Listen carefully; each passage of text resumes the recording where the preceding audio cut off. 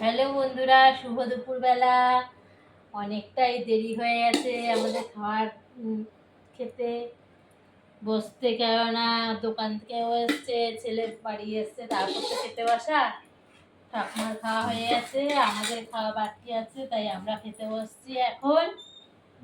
তোমাদের সবার কি করছো? তোমরা সবার খাওয়া হয়ে গেছে তোমাদের? আজকে আমরা তেমন কিছু করিনি।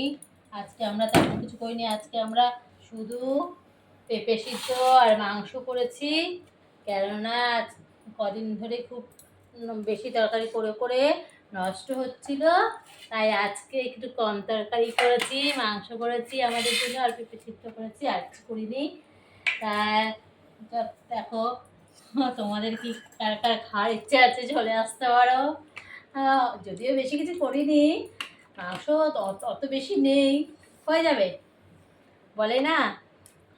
তেঁতুল পাতা, যদি হয় সুজন, তেঁতুল পাতায় কতজন 100 জন না কি একটা কথা আছে না, সেটাই আর কি, হয়ে যাবে, অসুবিধা নেই, চলে আসতে পারো। ঠিক আছে, তাহলে আমরা খাওয়া শুরু করি। টাটা।